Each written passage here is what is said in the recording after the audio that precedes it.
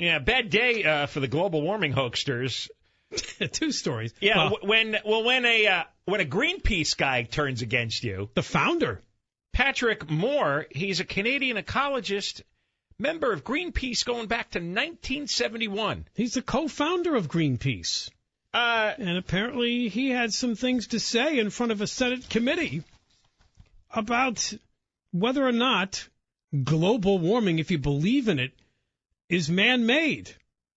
And he says it's not, which I guess stunned a lot of people. We have some of the audio from his testimony, the Senate Environment and Public Works Committee. There is no scientific proof that human emissions of carbon dioxide are the dominant cause of the minor warming of the Earth's atmosphere over the past 100 years. If there were such a proof, it would be written down for all to see. No actual proof, as it is understood in science, exists. The IPCC states, quote, "It is extremely likely that human influence has been the dominant cause of the observed warming since the mid-20th century." Extremely likely is not a scientific term, but rather a judgment as in a court of law. The IPCC defines extremely likely as a 95 to 100% probability. Those numbers are not the result of any mathematical calculation or statistical analysis. They have been invented to express the expert judgment as determined by the IPCC. We may think it sophisticated, but we cannot predict the future with a computer model any more than we can make predictions with crystal balls, throwing bones, or by appealing to the gods. There is ample reason to believe that a sharp cooling of the climate would bring disastrous results for human civilization, where there is no reason to believe that a warmer climate would be anything but beneficial for humans and the majority of other species. Wow. The co-founder of Greenpeace telling a Senate committee that there's no evidence that humans have any role in the minor warming over the past century. In fact, he went on to say, today we live in an unusually cold period in the history of the Earth. What? Well, if you look back as best they can. Yeah, really. And you can only look back. You can't look forward. You'd find out that the Earth was much hotter for longer periods of time, absent, of course, all this carbon dioxide we're producing. But on the whole, this period of time is colder. Colder than normal. There's a minor warming within this cold period. But again, for the last 17 years, there's been no warming at all. In fact, he said there may be a slight decrease over the last 17 years. The Earth has changed dramatically in ways too numerous to list. Because we happen to be living right now, we think that the way life is now is the way it always should be. It's not the way it works. You choose to live along a coast. You put millions of people on a coast. It doesn't mean you're destined to stay there forever, because the seas may rise and your coast may disappear, and then you'll have to move. But we've got this weird arrogance, this weird sense of, okay, however we set it up now, that's the way it ought to be. If you actually had global warming, what would happen? Well, think of like the upper Midwest, the Plain States, Canada. That might become fertile farm ground. Why can't it be that way? He also argues, why does Canada have to be frozen solid much of the year? It doesn't have to be. And in other times it wasn't. He argues that humans are a tropical species. We evolved at the equator in a climate where freezing weather did not exist.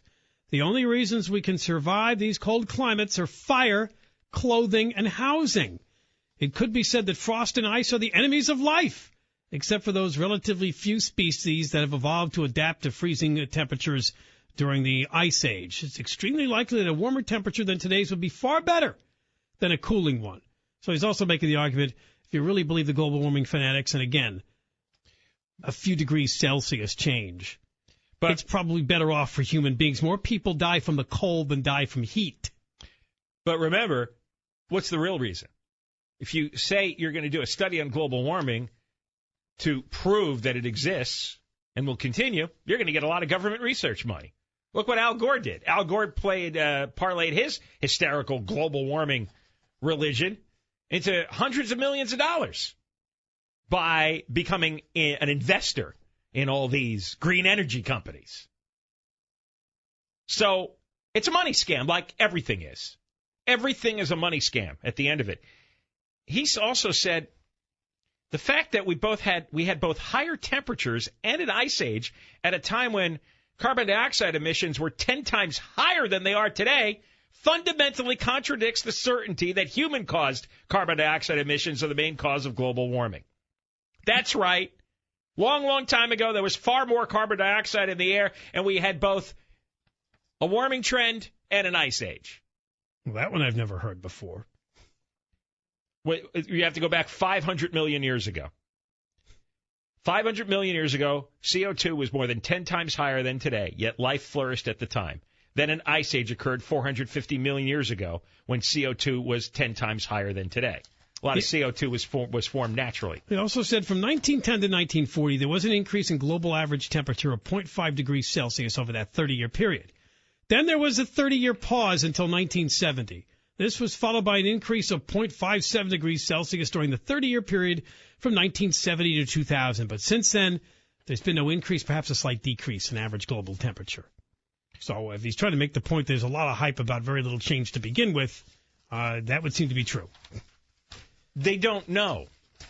But now there's, one of the great flaws of the human brain is once you emotionally invest in an idea, and especially if you make your career, right? You make your name promoting this idea, you're never climbing down off that limb. No, that's who I am, Dr. Cobelt. I'm the global warming guy. I've been out there doing conferences and writing papers, and I've been interviewed all over the world. That guy who's been making his money for 20 years, getting government funding and getting celebrity and notoriety and maybe women, he's not climbing off the ledge and saying, all right, I was wrong. So they just keep going out there and selling the same crap over and over. Greenpeace founder, okay? A Greenpeace founder. No, and I like the way he agrees with you that we'd be better off warmer. Why not? Well, why not?